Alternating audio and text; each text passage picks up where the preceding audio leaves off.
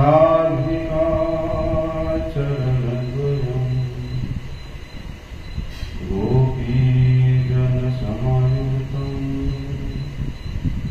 वृन्दावनम्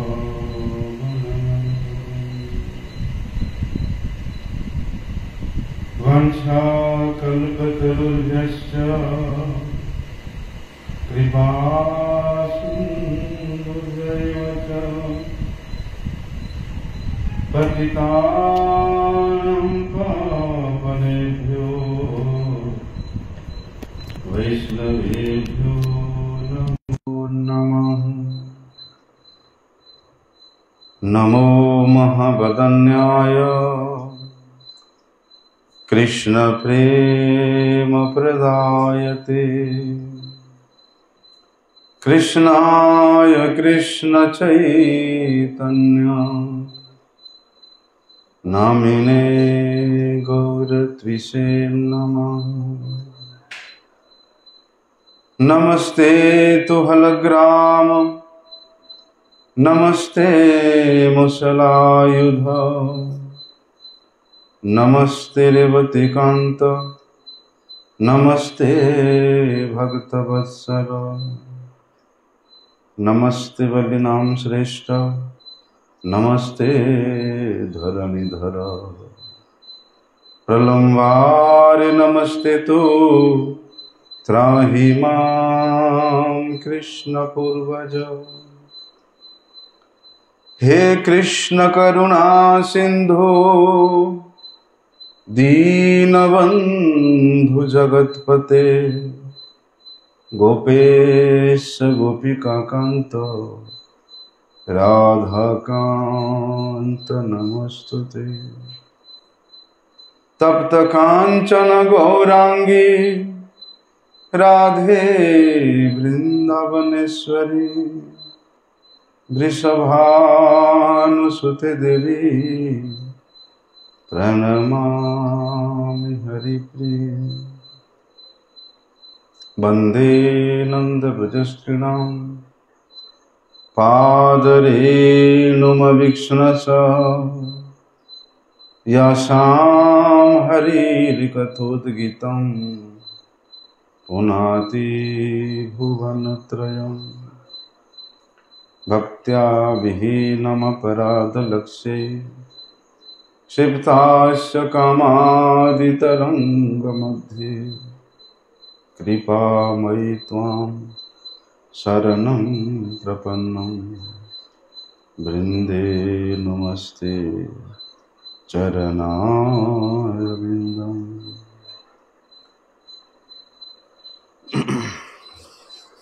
पतितपावन परम करुणामय परम आराध्यतम श्री गुरुपाद पद्म नित्य लीला प्रविष्ट विष्णुपाद परमहंस शिल भक्ति वल्लभ तीर्थ गोस्वामी गुरु महाराज जी के श्री अभय चरण जुगल में साष्टांग दंडवत प्रणाम करते हुए उनकी हेतु की कृपा प्रार्थना। परमाराध्यतम शिक्षा गुरुपाद पद्म नित्य लीला प्रविष्ट विष्णुपाद परमहंस शिल भक्ति विज्ञान भारती गोस्वामी महाराज के श्री चरण जुगल में साष्टांग दंडवत प्रणाम करते उनकी हेतु की कृपा प्रार्थना।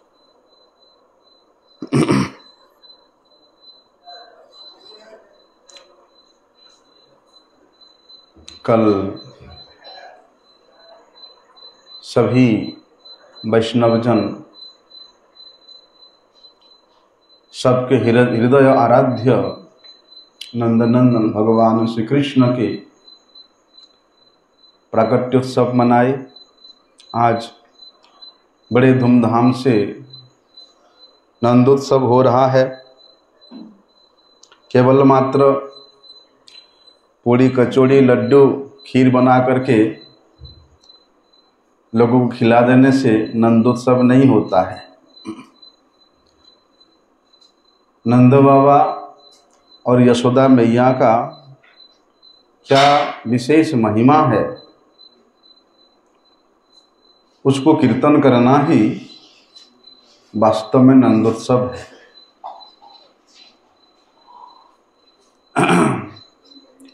इसलिए नंद और यशोदा मैया के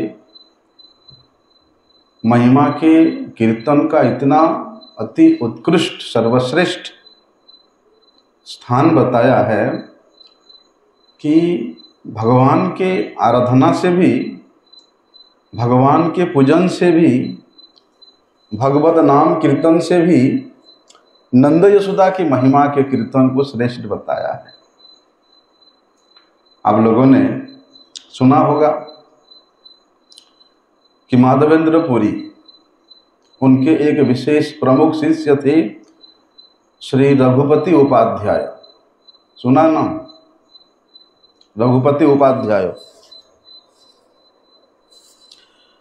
भगवान श्री चैतन्य महाप्रभु जब प्रयाग में रहते थे तब उन्होंने श्री वल्लभ भट्ट के निमंत्रण से जमुना जी पार करके वे उनके भवन आड़ाइल ग्राम में श्रीमन महाप्रभु गए थे। तो वहाँ पर श्री रघुपति उपाध्याय माधवेंद्र पुरी जी के शिष्य, उन्होंने श्रीमन महाप्रभु जी का वहाँ दर्शन किया, वहाँ उनके साथ भेंट हुआ और महाप्रभु जी को देख करके पता नहीं उनके मन में ऐसा क्या भाव आया। यहाँ श्रीमन महाप्रभु जी ने स्वयं उनके मन में इस प्रकार की प्रेरणा दिया, तो वे रघुपति उपाध्याय वे श्री कृष्ण लीला संबंधित कुछ श्लोक श्रीमन महाप्रभु जी के सम्मुख उन्होंने उच्चारण किया और उन श्लोकों में से एक विशेष श्लोक था जिसमें नंद बाबा और यशोदा मैया के विशेष, उनकी अशेष विशेष महिमा का उस श्लोक के द्वारा कीर्तित हो रहा था। इसलिए उनके विचार से जो शुद्ध भगवत भक्तगण है वे इसी प्रकार नंद बाबा और यशोदा मैया के यश को, उनके कीर्ति को अपने मस्तक पे धारण करके वे हमेशा उनके ही चरणों का वंदना करते हैं। क्या कहते हैं कि श्रुतिम इतरे श्रुतिम अपरे भारत मन्ये भजन्तु भवभीता अहम इहम नंद बंदे यस्यालिंदे परब्रह्म। बड़े सुंदर भाव है भैया।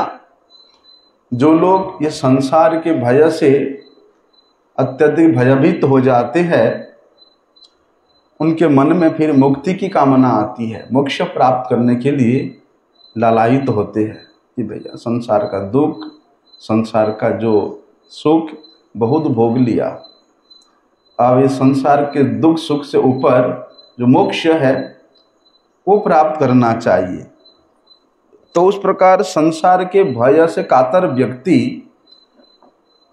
वे मोक्ष के लिए कामना करते हैं, अभिलाषा करते हैं।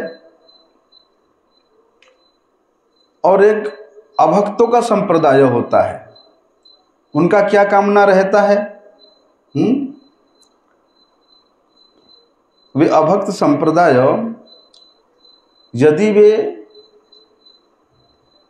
अपने सकाम कर्मों को प्रतिष्ठित करने के लिए या अपने कर्मों की वास्तविक सांसारिक फल प्राप्ति करने के लिए वे लोग उन स्मृति शास्त्रों में संसार विषयक जो विधि बताया है उसको पालन करते हैं।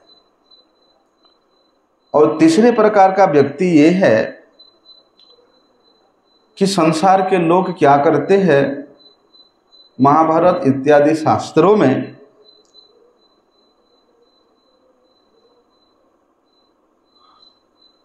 जो नीति की वर्णन है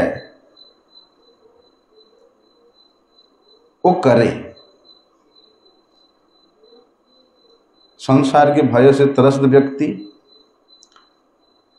कर्मकांड के प्रति आसक्त कर्मफल अभिलाषी व्यक्ति, यहाँ महाभारत इत्यादि ग्रंथों के नीति वाणी से आकृष्ट होकर के जो नीति उच्चारण करने वाला व्यक्ति, वो चाहे वो लोग सब कुछ अपने अपने क्रिया करें, परंतु अहम इहम नंदम वंदे, मैं तो केवल मात्र नंद महाराज के पराकाष्ठा को जानता हूं, नंद महाराज के महिमा को जानता हूं। इसलिए मैं नित्य निरंतर एक मुख से नहीं 5 मुख से, 1000 मुख हुए उससे केवल और केवल मैं नंद बाबा और यशोदा मैया की महिमा का कीर्तन करूंगा, वर्णन करूंगा। क्यों? क्योंकि यस्यालिंदे परम ब्रह्म, जिन नंद और यशोदा के प्रेम में वशीभूत होकर के भगवान परब्रह्म नंदनंदन श्री कृष्ण उनके बारंदा में, उनके आलिंद में वे घुटनों के बल पर चल रहे हैं। तो ये सौभाग्य ना योगी को मिलता है, ना कर्मी को मिलता है, ना बड़े से बड़े तपस्वी को मिलता है, ना बड़े से बड़े श्रुति शास्त्र पारंगत कोई विद्वत जन को मिलता है। इसलिए जो वो सब क्रियाओं को करता है करे। यहां तक बताया कि मुझे भगवान को प्रसन्न करने के लिए मैं उनका भी वंदना नहीं करना चाहता हूं, केवल मात्र नंद बाबा और यशोदा मैया के चरणों का मैं वंदना। देखिए, श्रीमन महाप्रभु जी ने श्री रघुपति उपाध्याय के मुख से इस श्लोक को सुना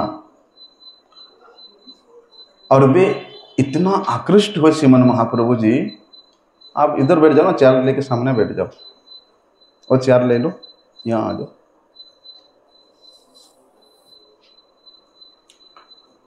आ जाओ। तो उन्होंने ये भाप का, ये श्लोक का प्रचार प्रसार करने के लिए श्रीमन महाप्रभु जी ने विशेष रूप से शिक्षा प्रदान किया। क्या शिक्षा प्रदान किया? बोलते हैं ये जो सिद्धांत है कि भगवान जिनको अपने पिता माता के रूप में स्वीकार किए हैं और जिनके प्रेम के अधीन होकर के भगवान हर प्रकार के डांट भी सहने के लिए तैयार है। कई बार तो ऐसा भी देखा गया कि नंद महाराज उस परब्रह्म को शासन करने के लिए लाठी भी उनके ऊपर उठाते हुए देखा गया है। कई बार यशोदा मैया वो परब्रह्म के कान को मरोड़ते हुए देखा गया है। और माता के इस प्रकार वात्सल्यमयी मूर्ति को देख करके जो भय स्वयं भयभीत रहता है उन श्री कृष्ण से, आज भी माता के सम्मुख भय के कारण रो रहे हैं, क्रंदन कर रहे हैं, अश्रु प्रवाहित कर रहे हैं। इसलिए इस श्रेष्ठ भाव को श्रीमन महाप्रभु जी ने प्रचार करने के लिए भक्तों के हृदय में वही भाव संचारित किया। देखो, विचार करने की बात है भाई। प्रेम जो है तभी चरितार्थ होता है यदि जिससे प्रेम करेगा, जो प्रेमास्पद है, प्रेमास्पद के प्रति या समान उससे अधिक होगा, तभी वो प्रेम कर सकता है। तभी वे प्रेम के भोक्ता उस प्रेमिक के अधीन हो सकता है। बोलते हैं ना, जो शक्तिशाली व्यक्ति है वो अपने से कम शक्तिशाली व्यक्ति को मल्ल युद्ध के द्वारा अपने अधीन कर लेता है, उसी प्रकार भगवान से प्रेम करने वाले व्यक्ति भगवान के प्रेम से भी अधिक प्रेम होने वाला चाहिए, तभी भगवान उसके प्रेम के वशीभूत हो जाते हैं। नहीं तो जहां ऐसा नहीं हो सकता है वहां प्रेम का संबंध नहीं हो सकता है। और भगवान इस बात को स्वीकार किए हैं कि हम भक्त पराधीनो, भैया कौन पराधीन रहना चाहता है। और जो भगवान अनंत विश्व ब्रह्मांड के एकमात्र नियंता है, उनके इच्छा मात्र से इस अनंत विश्व ब्रह्मांड के जीव अपने अपने कार्यशील होते हैं और भगवान ही सबको नियंत्रण करते, सब भगवान के अधीन है। वे भगवान क्यों चाहेंगे मैं किसी का अधीन हूं? लेकिन वे भगवान कह रहे हैं कि अहम भक्त पराधीनो, कि हाँ मैं मेरे भक्तों की अधीन रहता हूं। क्यों? क्योंकि मेरे में जो प्रेम है उससे कहीं अधिक प्रेम मेरे भक्त में है, इसलिए मैं उसके अधीन हो जाता हूं। ब्रज गोपियां वे श्री कृष्ण प्रेम में इतना विवश है कि वे अपना श्रृंगार करना भूल जाती है, अच्छे कपड़ा पहनना छोड़ देती है, अच्छा खाना छोड़ देती है।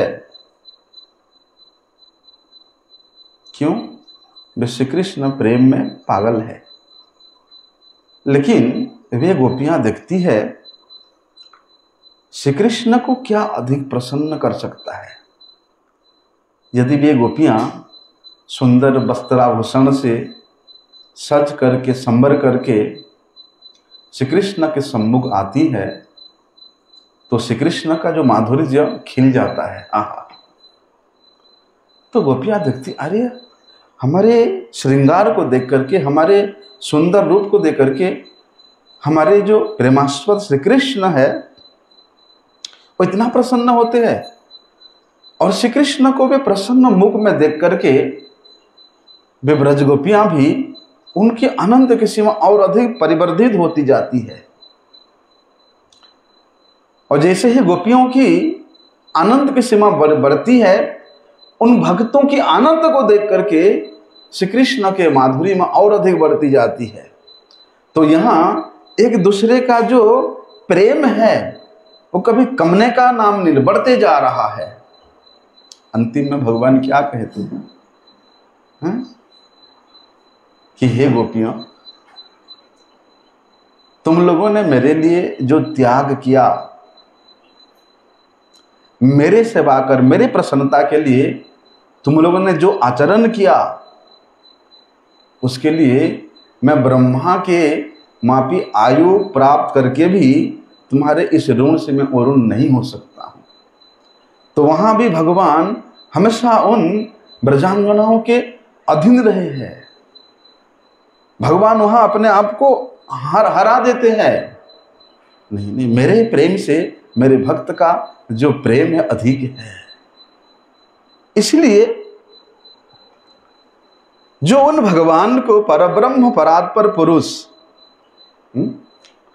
बड़े बड़े ऋषि मुनि हजारों हजारों वर्ष ध्यान करके भी अपने ध्यान में नहीं ला पाते हैं। पुजारी गण मंदिर में बड़े बड़े रत्न सिंहासन बना करके, सोने का सिंहासन बना करके विग्रह के रूप में जिन भगवान को स्थापन करते हैं, वे परम ब्रह्म श्री कृष्ण क्या कर रहे हैं?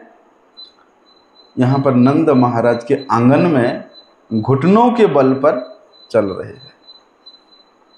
अरे भाई, तुम तो परम ब्रह्म हो, इतने बड़े मंदिर, इतना बड़ा सोना का सिंहासन, तुम वहां विराजो।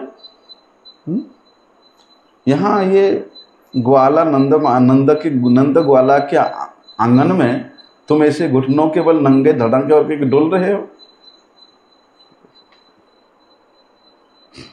देखो, ब्रह्मा से लेकर जितने भी लोकपाल गण है,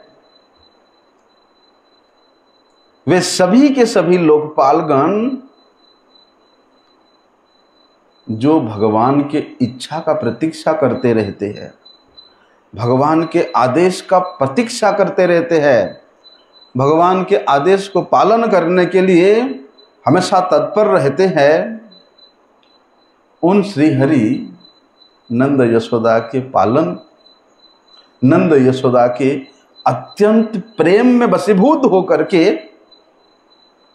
अपने आप को क्या मान रहे हैं कि यदि नंद यशोदा, इसलिए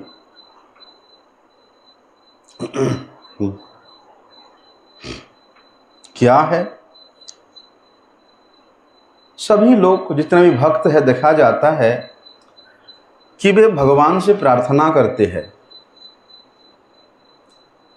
भगवान की स्तुति करते हैं,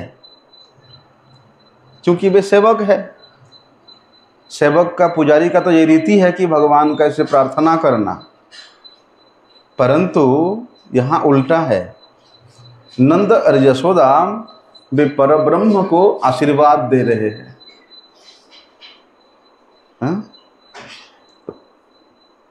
क्यों आशीर्वाद दे रहे हैं? कि वे उनके स्नेह भाजन का पात्र है। हमारे कन्हैया, हमारा स्नेह नहीं मिलेगा, हमारा आशीर्वाद नहीं मिलेगा तो हमारे पुत्र का मंगल कैसे होगा। इसलिए जो लोग इस संसार के इन सब क्रियाओं से भयभीत होते हैं, बैठो माता जी, कोई बात नहीं, वो तो दरवाजा बंद होगा, उधर बंद रहेगा।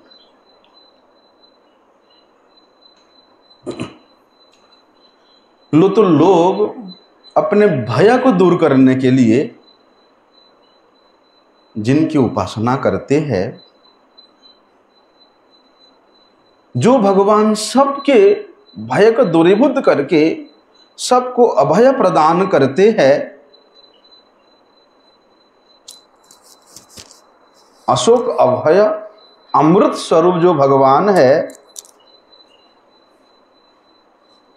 आज नंद और यशोदा उन सब को भय से मुक्त करने वाले के भय के प्रति भयभीत है, आशंकित है। अरे अभी छोटा सा बालक है, यदि वन में जाएगा तो पता नहीं कितने डाकिनी शाकिनी जो कंस भेज रहा है मेरे बालक का क्षति पहुंचा देंगे। तो नंद यशोदा अत्यधिक उत्कंठित रहते हैं कि हमारे पुत्र का कोई अनिष्ट ना हो जाए, कोई अकल्याण होना हो जाए, हमारे पुत्र के ऊपर किसी कोई आपत्ति विपत्ति ना आ जाए।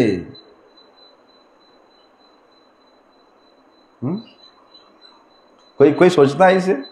सभी अपने आपत्ति विपत्ति के लिए सोचते हैं। सब सोचते भगवान तो परब्रह्म है, वे सर्वशक्तिमान है, वे परम परात्पर तत्व है, उनको कोई आपत्ति विपत्ति कैसे हो सकता है? सब यही सोचते हैं। वे तो सभी को अभय प्रदान करने वाले हैं, वे तो सभी को कल्याण करने वाले हैं।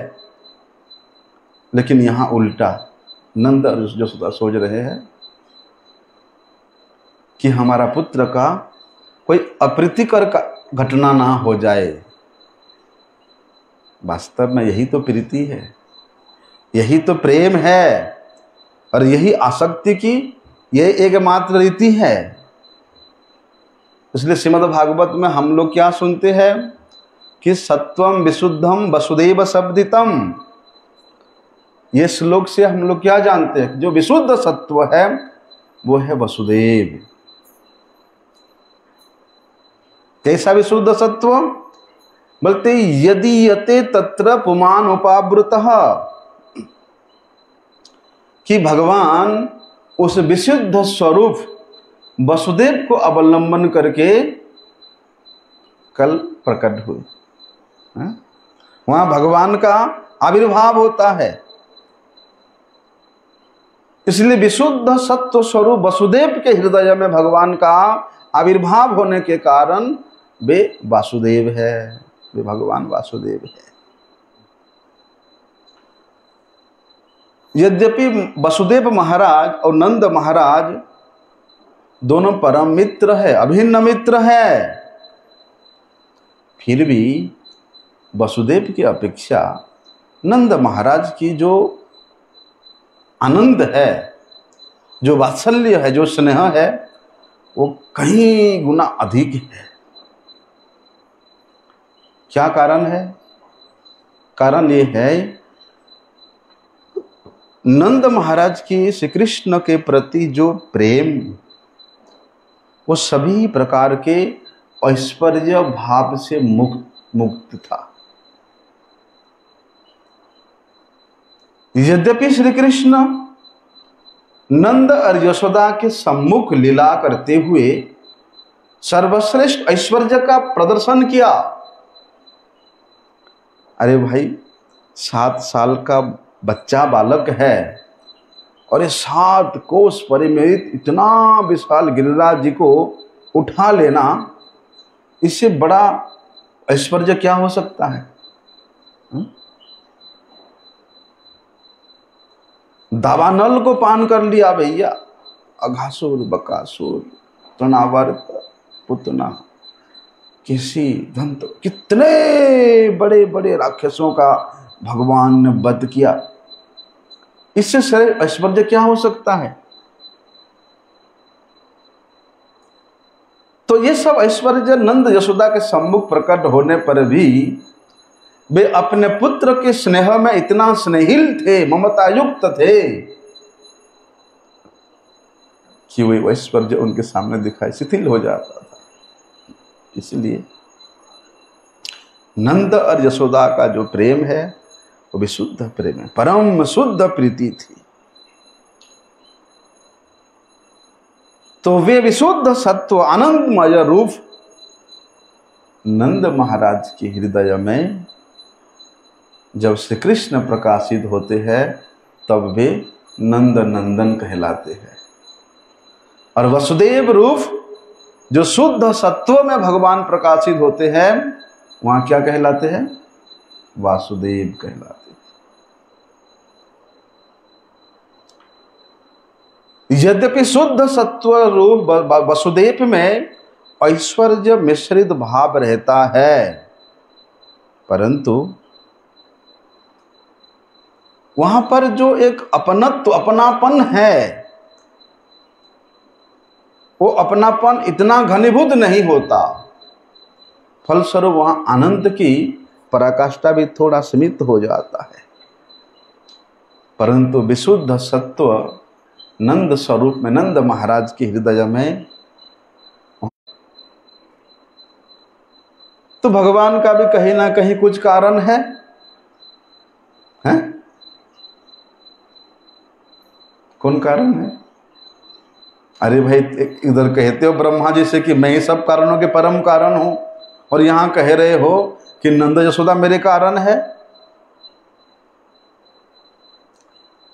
देखो, भगवान के भी माता पिता है, ये बात पहले किसी को पता नहीं था। जैसे पहले पहले जो आचार्य गण हुए, रामानुज आचार्य, ऐसे बड़े बड़े जो जिन्होंने लक्ष्मी नारायण की विशेष रूप से उपासना करते हैं, वे लक्ष्मी नारायण को ही जगत जननी, जगत पिता के रूप में आराधना करते हैं, कल्पना कर।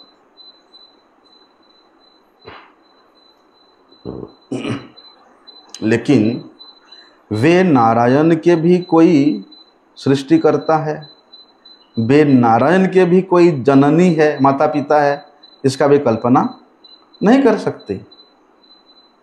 ये भाव आ ही नहीं सकता, क्योंकि वे नारायण में इतना ऐश्वर्य युक्त भाव से उनका आराधना करते कि उनको वहां से नीचे देख ही नहीं सकते, अर्थात प्रेम के आस्पद के रूप में देख ही नहीं सकते, कल्पना भी नहीं कर सकते कि हमारे नारायण का भी कोई कारण है, कोई माता पिता है।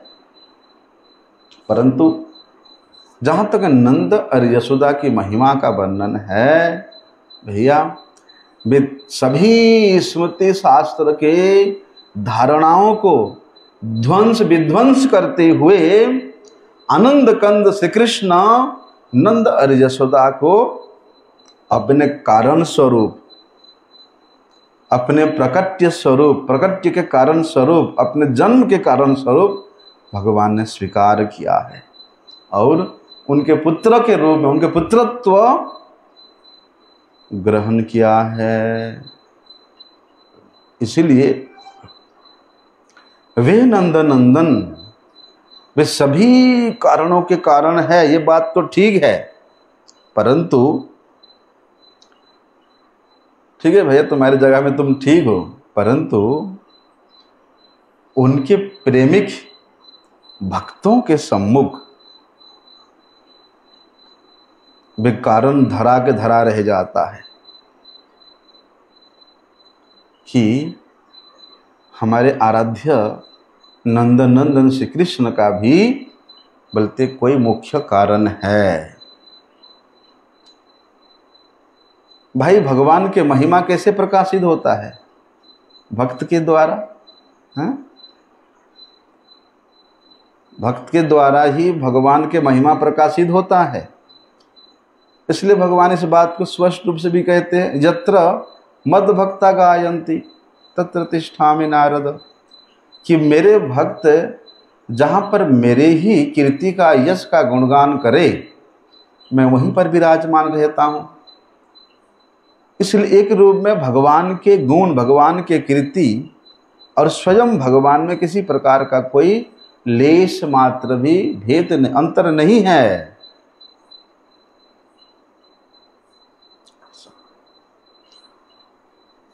यदि भक्त प्रकाशित नहीं करे तो भगवान के महिमा प्रकाशित नहीं होगा। कई बार भगवान को भी भक्त के रूप में इसलिए अवतरित होना पड़ता है, अपने ही महिमा को प्रकाश करने के लिए। यद्यपि भगवान श्री चैतन्य महाप्रभु वे परम तत्व है, वे श्रेष्ठ तत्व है, वे सच्चिदानंद घन तत्व है, लेकिन स्वयं भगवान ही भक्त के रूप में, भक्त के भाव में, भक्त के वेश में अवतरित होकर के अपने ही महिमा का कीर्तन करते, गुणगान करते, प्रचार करते, प्रकाशित करते हैं। इसलिए नंद और जसोदा बाबा के पूजा पहले करना चाहिए। भगवान इस बात बोल कहते हैं कि जो व्यक्ति मेरे भक्त के पूजा को छोड़ करके मेरा पूजा करता है, ऐसे दाम्भिक व्यक्ति के पूजा को मैं कभी भी ग्रहण नहीं करता हूं। बड़ा एक अद्भुत आनंद अनुभव होता था जब गुरुजी ने कृपा करके मुझे गोकुल महावन में वहाँ ठाकुर जी की सेवा में पुजारी के रूप में नियोजित किया था। तो वहाँ नंद बाबा और यशोदा मैया का बड़े सुंदर स्वरूप है, बड़ा बड़ा स्वरूप है। जब नंद बाबा यशोदा मैया का श्रृंगार करता था, एक अलग तरह का आनंद की अनुभूति होती थी और ऐसा लगता था कि मैं भी इनके परिवार का ही हूँ, जो नंद महल में मुझे रहने का सुयोग मिला है। एक अद्भुत आनंद होता था, लेकिन पता नहीं अपराध के कारण हो सकता है वहाँ से मुझे गुरुजी ने और कहीं भेज दिया सभा के लिए। जब नंद बाबा यशोदा मैया का स्नान होता था, उनका श्रृंगार होता था, और उनको ठाकुर बाल गोपाल के महाप्रसाद का भोग लगाया जाता था, क्या एक अलग आनंद की अनुभूति होती थी, क्या बताएं उसको। इसलिए पहले भक्त की पूजा करनी चाहिए। जो प्रेम का आस्पद है उससे पहले प्रेमिक की पूजा होनी चाहिए, तब वहां प्रेम का पराकाष्ठा विशेष रूप से प्रकाशित होता है। हम लोग क्या जानते हैं, अरे भगवान तो यहाँ कंस के कारागार में देवकी माता के यहाँ से जन्म लिया, लोग ये जानते हैं। नंद यशोदा तो श्री कृष्ण को जन्म नहीं दिया, वो तो केवल उनका पालन किया। हाँ?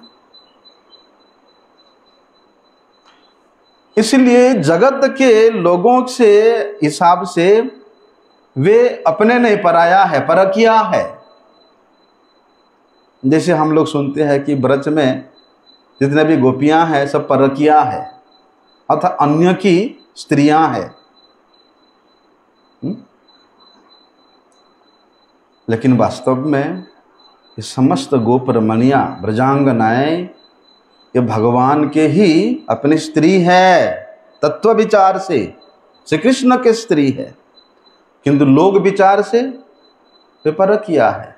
परकिया भारूपे जहां ब्रजेति प्रचार। तो लोक दृष्टि से श्री कृष्ण की लीला उस प्रकार की थी, परंतु विचार करते हैं और ऐसा सुनते भी है महात्मागणों के मुख से कि श्री कृष्ण ये यशोदा माई के गर्भ से उत्पन्न संतान है। लेकिन लोग इसको मानने को तैयार नहीं है। नहीं, कहाँ लिखा है, किसने बोला? सब लोगों ने तो यही देखा धारावाहिक में, हैं,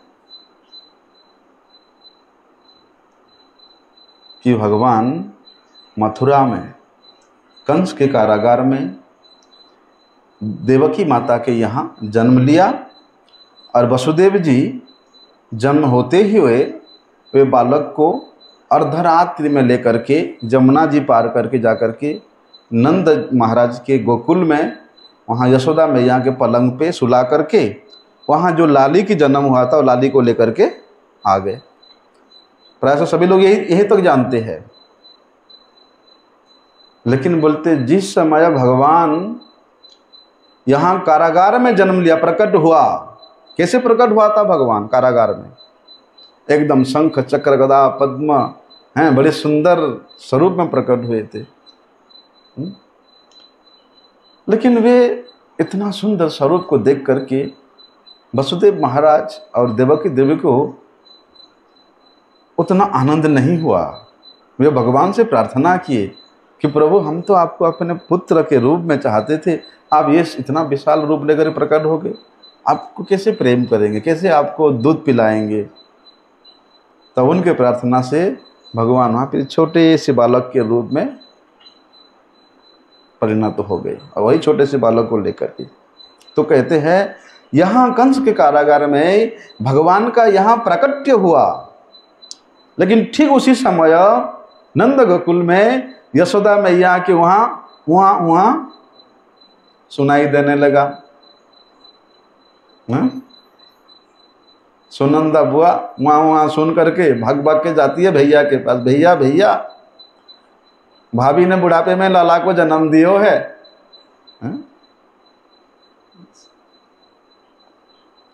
तो वहां पर नाड़ी छेदन, नाभि छेदन भी होता है, सब क्रिया होता है। ये बात को कोई नहीं जानता, सभी सोचते आ रहे उनको तो पालन किया है नंद यशोदा ने। क्यों किया? क्योंकि भाई यशोदा ये यश को वर्धन करने वाली है, हैं? वो तो केवल कृष्ण का लालन पालन किया है, यही सोचते हैं। तो यशस्विनी वास्तव में वे यश प्रदान करने वाली यशस्विनी श्री यशोदा देवी है। इसलिए उनका धर्म है, उनका स्वभाव है कि वे हर एक को यश देते हैं। इसलिए उन्होंने वसुदेव देवकी को कृष्ण के माता पिता के रूप में यश प्रदान किया, लेकिन कृष्ण को अपने पुत्र के रूप में वे हमेशा ग्रहण किया। इसलिए ये जो भगवान के जो श्याम सुंदर स्वरूप है, ये उस श्यामल वर्णा यशोदा माता से के गर्भ से ही प्रकट हुआ है। यशोदा माता के ही पुत्र है। यम श्याम सुंदर मचिंत गुण सौ, ये स्वाभाविक है, वास्तविक है, परंतु लोग इसको मानने को तैयार नहीं है, इसको ध्यान ही नहीं देते हैं। फिर भी कहते हैं इसलिए कि भैया जहाँ भागवत पढ़ वैष्णवेर स्थाने, भागवत के वास्तविक मर्म को, कृष्ण लीला के वास्तविक मर्म को जानना चाहते हो, वैष्णवों के निकट जाकर के, रसिक भक्तों के निकट जाकर के उसको श्रवण करो, अध्ययन करो, तब वास्तविक क्या मर्म है तुमको पता चलेगा।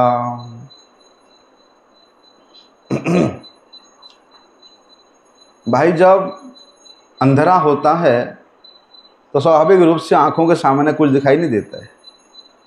जैसे सूर्य उदय होता है, दिन होता है, प्रकाश होता है, तब सब कुछ आंखों के सामने बिल्कुल साफ दिखाई देता है। बोलते उसी प्रकार इसमें भी किसी प्रकार के कोई संदेह वाली बात नहीं, एकदम सामने स्पष्ट है। जो माधुर्यमय आनंद की अनुभूति वसुदेव और देवकी को नहीं मिला, वो आनंद की रस नंद बाबा यशोदा मैया को आस्वादन करने को विशेष रूप से मिला था। देवकी कृष्ण को स्तनपान कराने के लिए उनको सुयोग नहीं मिला। स्तनपान करने का, लालन पालन करने का जो सुयोग है, जो आनंद है, वो देवकी वसुदेव को नहीं मिला। परंतु श्री कृष्ण के जितने भी लीला हुआ, बाल्य लीला, पौगंड लीला, किशोर लीला हैं, इसका आस्वादन वे देवकी वसुदेव नहीं कर सके। परंतु नंद यशोदा के इतना परम उत्कर्षता है कि इन्होंने श्री कृष्ण के हर प्रकार के लीलाओं का आस्वादन किया, हर प्रकार से श्री कृष्ण का सेवन किया, सेवा किया, श्री कृष्ण के आनंद विधानार्थ हर प्रकार से प्रयास किया। परीक्षित महाराज भी जब ये सिद्धांत को सुनते हैं, वे भी बड़े अचंभित हो जाते, आश्चर्य हो जाते हैं। वे भी ये सोचते, आहा देखो ये नंद यशोदा हैं, इनका कितना सौभाग्य है। परंतु जिन्होंने उनको प्रकट कराया, जिन्होंने उनको जन्म दिया, वे देवकी और वसुदेव को श्री कृष्ण के वो सब लीलाओं का आस्वादन करने को नहीं मिला। लेकिन माता पिता का दर्जा तो प्राप्त हुआ, लेकिन अपने पुत्र को जिस प्रकार से लालन पालन करना चाहिए उस प्रकार के सौभाग्य प्राप्त नहीं हुआ। तो वहां पर क्या कहते हैं वे रघुनाथ उपाध्याय, भाई जो बड़े बड़े तपस्वी होते हैं, जो बड़े बड़े तपस्वी, उन तपस्वियों की तपस्या की अनेक महिमा हो सकती है। योगियों के योग विभूति की अनेक महिमा सुनी जाती है। और हम लोग यहां भी सुनते हैं कि भैया वैकुंठ में जो परिकर रहते हैं, वैकुंठ सेवक जो रहते हैं, वे सबका चार चार हाथ से युक्त होता है, सुनते हैं। परंतु ये ब्रजराज और ब्रजरानी, ब्रजेश्वरी, इनके महिमा के सामने वे तमाम तपस्वियों के तपस्या का महिमा, योगियों के वे योग विभूति की महिमा, वे वैकुंठ के चतुर्हस्त युक्त वैकुंठ सेवकों की महिमा के सामने नंद यशोदा की महिमा इतना विशाल है, क्या उसको कभी कल्पना भी नहीं कर सकते हो। अर्थात नंद बाबा और यशोदा महिमा के सम्मुख वे तमाम योग तपस्या की महिमा यहाँ मस्तक पे हाथ रख करके नृत्य करती है। अर्थात इनके महिमा के दासी के रूप में, दास के रूप में अपने आप को स्वीकार करने के लिए भी प्रार्थना करते हैं। और जहां तक यशोदा मैया की बात है, यशोदा मैया तो भैया वे पर ब्रह्म को ना जाने कितने वर्ष तक अपनी गोद में धारण करके अपने स्तनपान कराया था। हाँ? नंद बाबा लाठी का डर दिखाते थे, शासन करते थे और कहते थे लाला वहाँ बारंदा में मेरा खड़ाऊ है, उठा करके ले आ। श्री कृष्ण अपने बाबा के खड़ाऊ को उठाते हैं, अपने सिर पे धारण करके बाबा के पास लेकर के आते।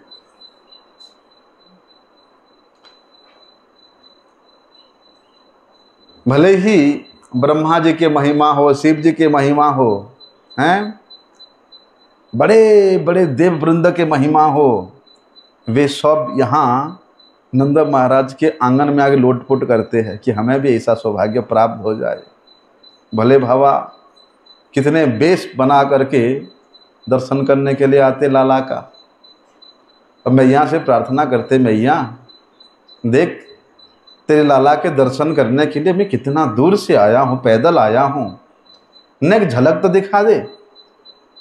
मैया बोलती ना बाबा, तेरे रूप तो देख, जटा धारण किया है, तेरे गले में सांप है, हैं? तेरे रूप देख कैसे, मेरे लाला देखे तुझे डर जाएगा, जा नहीं चाहिए। हाँ? तब बाबा फिर पता नहीं कितने रूप लेकर दर्शन करने के लिए आते लाला को। हाँ? आ करके नंद बाबा के आंगन में नाग रगड़ते थे कि हमें दर्शन मिल जाए। कितने महिमा है नंद बाबा यशोदा मैया की। तो एक बार श्री कृष्ण विचार करते हैं,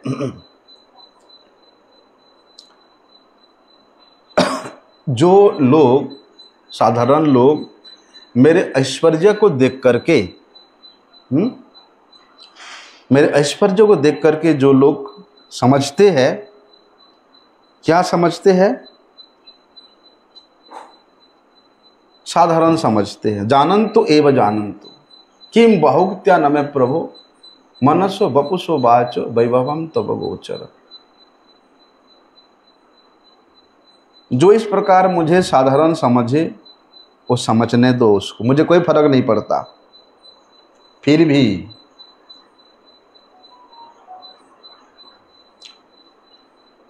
देखते, अरे इसको भगवान बोलते हैं, ब्रह्मा जी देखते हैं।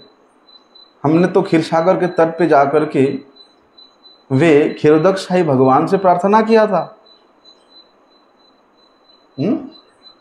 और भगवान ने आश्वासन भी दिया था कि ठीक है मैं प्रकट हो जाऊंगा और पृथ्वी देवी के भार को हरण करूंगा। भी ब्रह्मा जी देखते हैं, अरे मैंने जिसको प्रार्थना किया था क्या ये वो भगवान है? नंगे धड़ंगे यहाँ घूम रहा है, खाली पैर में घूम रहा है, खड़ाऊ भी नहीं है, चप्पल भी जूता कुछ नहीं है, कांटे कांटे पत्थरों रास्ते में घूम रहा है। और ये क्या बन के पत्ते फत्ते से माला बना कर पहनता है, मोर का पंख गिर गया वो अपने सिर में खोज देता है, हैं? और विशेष बात है यदि भगवान है तो देखो इन ग्वालों के जूटा खा रहा है, हैं? ये कैसा भगवान? जब ब्रह्मा हैं जो कि सृष्टि करता है, जो स्वयं भगवान के नाभि कमल से प्रकट हुआ है, जो चारों वेद को प्रकट करने वाले ब्रह्मा, वे मोहित हो सकते हैं तो फिर दूसरों की बात क्या है, हैं? दूसरों की क्या बात है? तो भगवान कहते हैं कि जिसको जो बोलना है बोले, जो मुझे साधारण सोचना है सोचे, ग्वाला सोचना है सोचे। मैं तो भैया अपने प्रेमास्पद के प्रति अच्छा मुझे जो प्रेम करते हैं, मुझे जो स्नेह करते हैं, उनके प्रति मैं सभी कारणों के कारण होते हुए भी उनके घर में एक प्राकृत साधारण शिशु के रूप में नंद महाराज के आंगन में मैं घुटनों के बल चलूंगा। जिसको जो बोलना है बोले। हाँ? देखो वे भगवान कहां तक सोच सकते हैं। मेरे भक्त के घर में, मेरे भक्त के सामने मुझे जैसा होना पड़े मैं होने को तैयार हूं।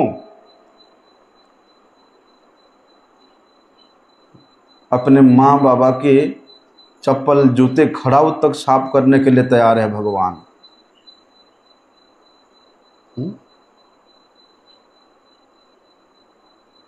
क्या शिक्षा देते हैं।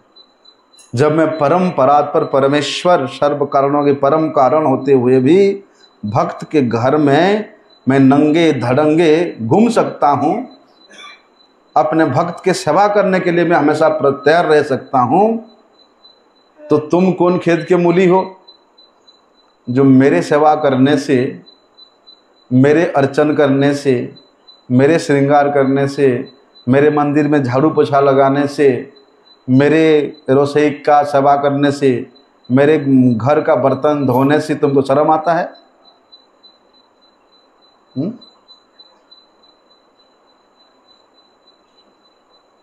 कुछ ऐसे देहाभिमानी व्यक्ति भी हैं कि भगवान की सेवा करने में, मठ मंदिर का सेवा करने में अपने आप को सोचते हैं कि मेरा प्रतिष्ठा कम हो जाएगा। मैं तो आचार्य हूं भैया, मैं क्यों करूं? लोगों के सामने मैं मंदिर में झाड़ू पोछा लगाऊंगा तो लोग मुझे क्या बोलेंगे? लेकिन भगवान कहते हैं कि मेरे भक्त के घर में मैं सब कुछ सेवा करने को तैयार हूं। ऐसे कि भक्त के खड़ाऊ को भी अपने शीश पे धारण करके उठा के लाने को तैयार। इसलिए मैं नंद महाराज के यहां घुटनों के बल चलूंगा। जिसको जो बोलना है, जो सोचना है सोचे।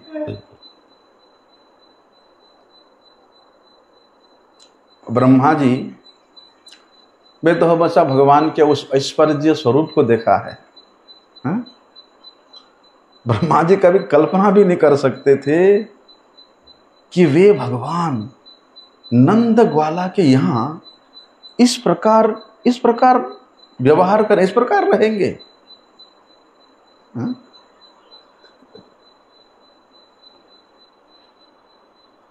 ब्रह्मा भी भगवान के माया से मान लो मोहित होकर के भगवान अपने भक्त के प्रेम में अधीन होकर के कैसे अपने भगवत्ता को भूल गए हैं। ब्रह्मा जी इसको परखना चाहते थे, देखना चाहते थे। ब्रह्मा जी ने सब कुछ किया। बछड़ों को चुरा लिया, ग्वाल वालों को चुरा लिया, सबको ले गया ब्रह्मा जी। लेकिन बाद में जब ब्रह्मा जी की कल्पना से अतीत था जो भगवान ने दर्शन कराया कि भैया जितने गौ बछड़े को लेके गया था ब्रह्मा और जिन सखाओं को लेके गया था, बोलते वही बछड़े का वही रंग, वही कान, वही एज इट इज, वही सखा का वही कपड़ा, वही व्यवहार, वही बातचीत, बिल्कुल एज इट इज। एक दो दिन के लिए नहीं, एक वर्ष तक इस प्रकार भगवान बन करके दिखाए। बाद में ब्रह्मा जी को कृपा करके भगवान ने दर्शन दिया। जितने भी ग्वाल बाल वे सब के सब वैकुंठ स्वरूप है। ब्रह्मा जी कभी कल्पना भी नहीं कर सके।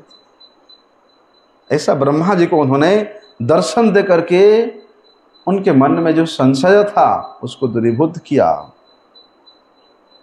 तब ब्रह्मा जी वहां बार बार भगवान का स्तव करते, प्रार्थना करते। नैवेद्यते अभ्रवपुषे तडिदंबराय गुंजावतं सपरिपिच्छल सतमुखाय वन्यस्ये कवलवित्र विषाण वेणु लक्ष्मश्रिये मृदुपदे पशुपांगजाय। पशुपांगजाय कि भगवान ऐसे पशुओं का अर्थात गौओं का पालन पोषण करने वाले जो ग्वाला है, उनके पुत्र के रूप में, उनके आत्मज के रूप में आप अपना माधुर्यमय स्वरूप का प्रकाश करेंगे, ये तो कभी मैं कल्पना भी नहीं किया था।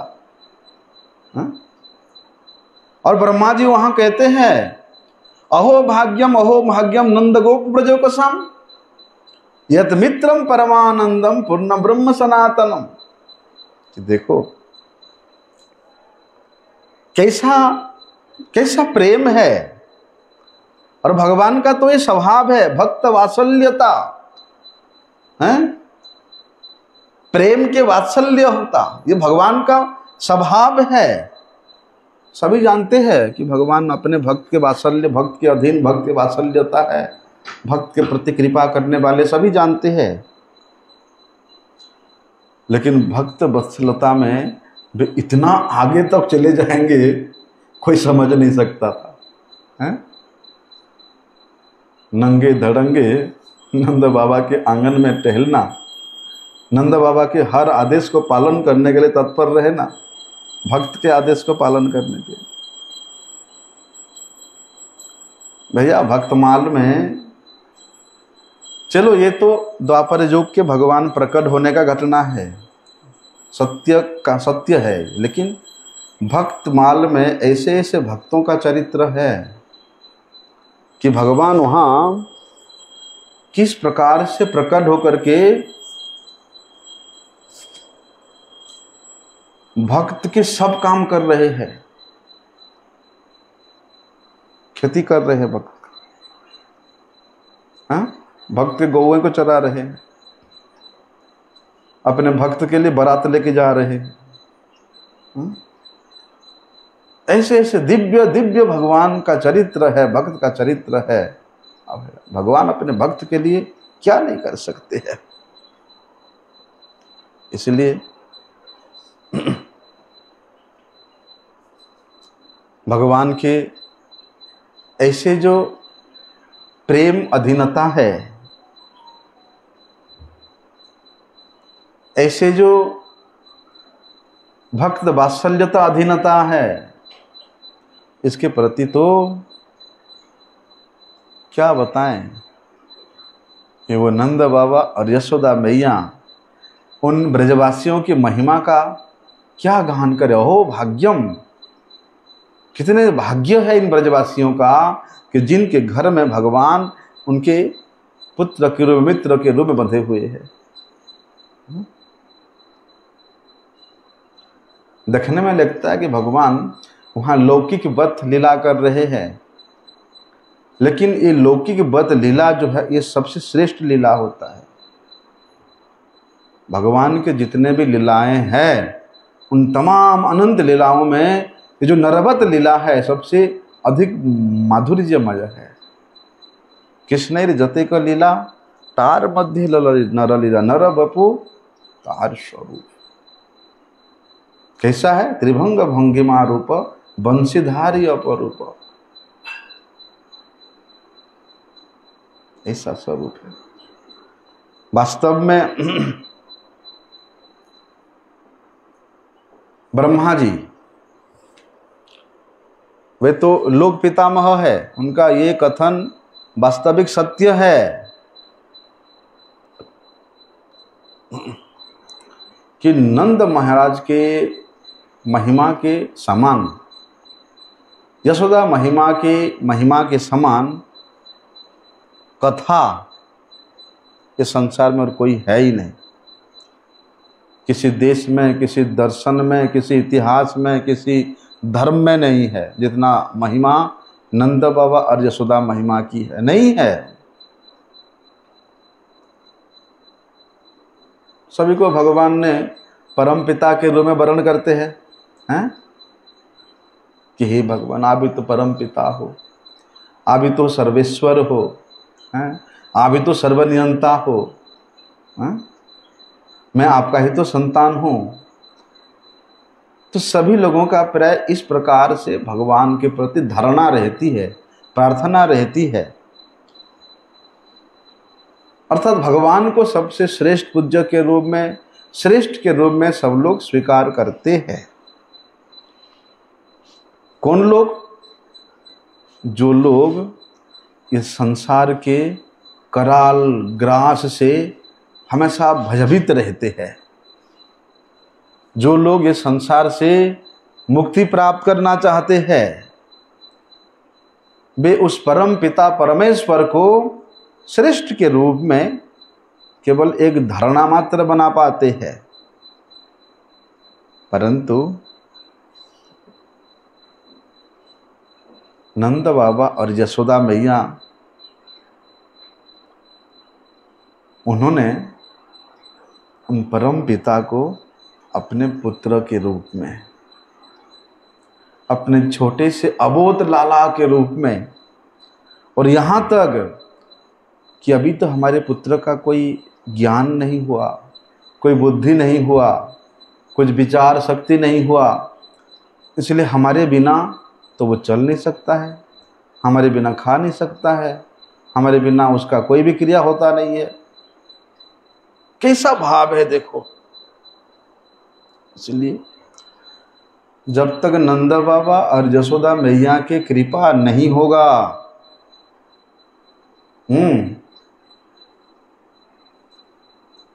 तब तक ये जो वात्सल्य रस है, वात्सल्य प्रेम है, भगवान का माता पिता होने का जो विचार है, इसके तत्व को कोई नहीं समझ सकता है। जिस भाव से नंद बाबा यशोदा मैया उस परम परात्पर परमेश्वर भगवान को अपने अधीन समझ करके उसका सेवा किया, कौन सोच सकता है इसे। इसलिए भगवान वे नंदन नंदन है, वे यशोदा नंदन है, वे परम प्रेममय मूर्ति स्वरूप है, परम मधुरिमामय स्वरूप है, परम आनंदमय स्वरूप है।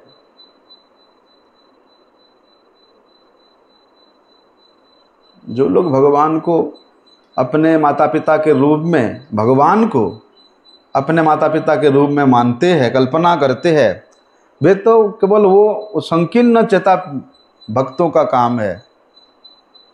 वहां प्रेम का आदर्श वास्तविक रूप से प्रकाशित नहीं होता है, क्योंकि भैया वो तो बड़े हैं, माता पिता है, मांगो उनसे कि भगवान मुझे नौकरी दिला दो, भगवान मेरा घर बनवा लो, भगवान मेरी लड़की का शादी करवा लो। हाँ, वहां तो परमिशन मिल गया, क्योंकि वो बड़े हैं, भगवान मतलब हमारे माता पिता के रूप में हमने उनको स्वीकार किया है, श्रेष्ठ स्वीकार किया है, तो करो, अभी मांगो। लेकिन यदि भगवान को अपने छोटे से पुत्र के रूप में सेवा करोगे, तो वो मांगेगा तुमसे, भैया मुझे भूख लग गो है, कछु खिलाए दे, मैया कछु लोरी सुनाए दे। अब अभी यहाँ भगवान भक्त से मांगेगा, और वहां यदि तुम भगवान को माता पिता के रूप में स्वीकार करते हो, तो तुम मांगोगे ये कर दो, वो कर दो, वो कर दो। इसलिए नंद बाबा और यशोदा मैया अपने पुत्र के रूप में श्री कृष्ण के प्रति जो प्रीतिमयी सेवा का आदर्श हम लोगों को दिखाया, प्रकाशित किया, बोलते हैं उस आदर्श में ही वास्तविक प्रेम का बढ़ोतरी होता है, वास्तविक प्रेम वहाँ उन्नति प्राप्त करता है। इसलिए आज नंदोत्सव में नंद बाबा यशोदा मैया का विशेष महिमा श्रवण करना ये कर्तव्य है। वास्तव में यही उत्सव होता है। आगे का विषय हम लोग कल श्रवण करते हैं। वांछा कल्पतरुभ्यश्च कृपा सिंधुभ्यैव च पतितानां पावनेभ्यो